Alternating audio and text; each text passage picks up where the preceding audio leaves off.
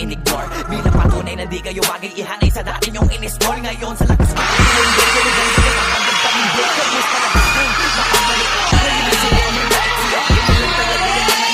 nagalit sila sa malulupit, kaya pasensya pag minahagin sa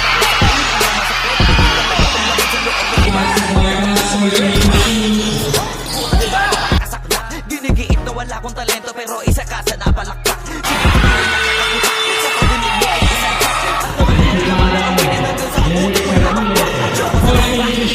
Walang lahat mga talangka, pare-pareho na kinahiligan pero ba't naghihilahan pababa? Dahil ba di matanggap na kinayo kung nalulot ng hindi mo magawa? Ibang katayata.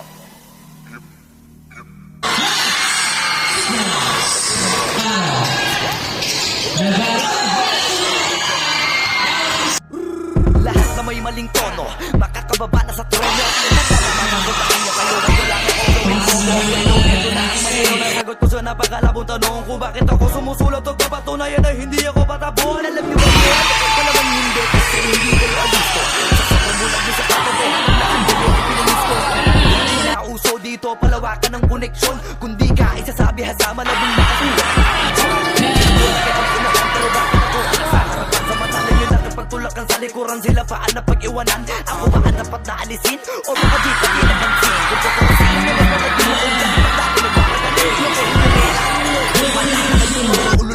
sa panahon na to sa listahan na mahusay ako ay nakaburda. Lahat pahiya, walang hiya.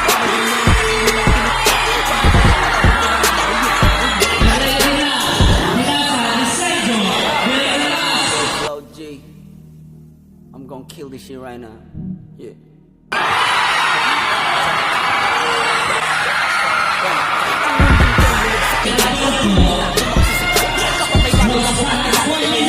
Susumiksik, kaso iba ko pag may nakita ko meron na agad ako na bagong plano kung paano maglaho yung tao. Ayaw mag-iba yung papalit ako na nabagwa.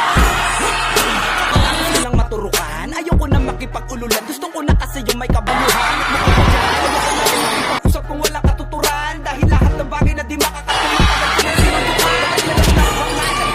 Kabarebat ang yabang mo, dapat mo matigas pang harang mo. Lalambot ka sa bigat ng barang ko. Alam mo ba kung ano ang banak ko? Hindi ka na ginagawa.